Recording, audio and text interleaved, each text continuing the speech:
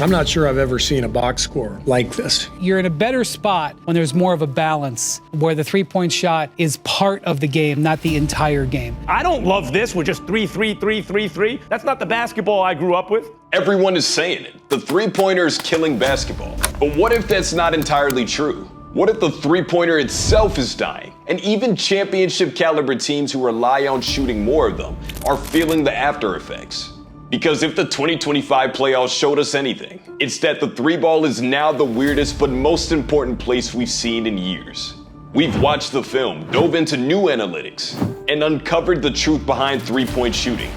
I'm Jerry, and this is a Clutch original on why the three-pointer as we know it is dying. If the 2025 playoffs taught us anything, it's that the three-pointer isn't destroying the NBA. It's actually, in a way, becoming an afterthought. How did this happen in just a few short months? Numbers don't lie. For the 2024-25 season, these are the top 5 NBA teams in three-point attempts. See something similar? All 5 of those teams didn't make it to the NBA Finals, including 3 second-round exits and 1 team that didn't even make the playoffs. Only the Timberwolves, who shot the 5th most threes, made it past the second round of the playoffs, and then were dismantled by the Thunder, who finished 10th in three-point attempts. And if you take a look at the Eastern Conference Finals teams and the Pacers and the Knicks, these 2 teams are ranked top 10 in the least amount of three-pointers attempted per game. In fact, they were also both top 6 in the least threes attempted per game for the entire postseason. And on the other hand, out of the top 6 three-point shooting teams from the playoffs, none of them made the respective conference finals. And it's not just the teams, it's their players too. Let's look at the 2 teams who made the finals. The Pacers had just 1 player in the top 50 for threes made on the season, Tyrese Halliburton with 218. The next most threes on the team, center Miles Turner with 156. The Thunder weren't much better either, with just 3 players in the top 50. Isaiah Joe, Lou Dort, and Shai Gilgeous-Alexander. League MVP SGA only made 2.1 threes per game, good for 67th in the NBA. But the most shocking thing has to be the specific game results that really showed how the game is evolving yet again. Going into the 2025 playoffs, the Celtics led the entire league in three-point attempts with 48.2 per game. And they showcased it immediately in the postseason. In Game 1 of the Eastern Conference semifinals, Boston set the all-time playoff record for most attempted three-pointers with 60 and lost. In fact, in this series that Boston did lose, they shot more threes than New York in all but 1 game. Their Game 6 loss that got them sent home. And even the next playoff series showed even less amount of threes. During the Eastern Conference Finals between the Pacers and Knicks, there were 3 games where both teams combined shot less three-pointers than Boston's Big 60. So this leads us to another big question.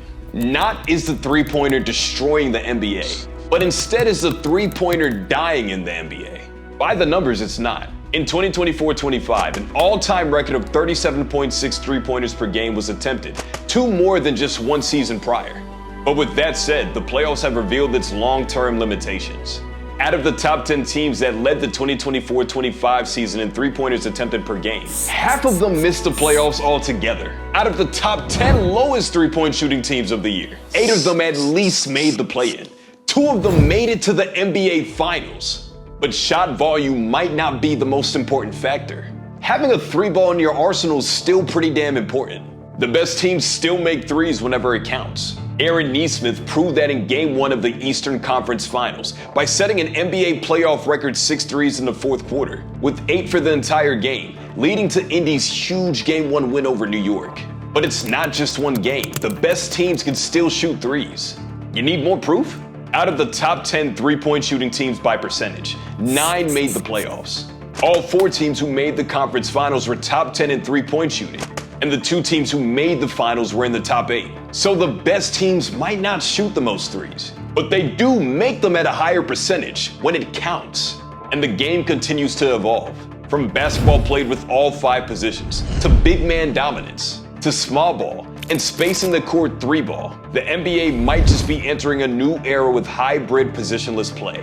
And with the skill now so high across the NBA, you need to be able to do it all. But like history, it's all about who puts the ball in the basket more.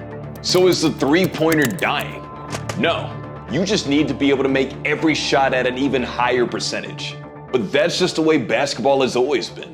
Do you think the three-pointer is on its way out?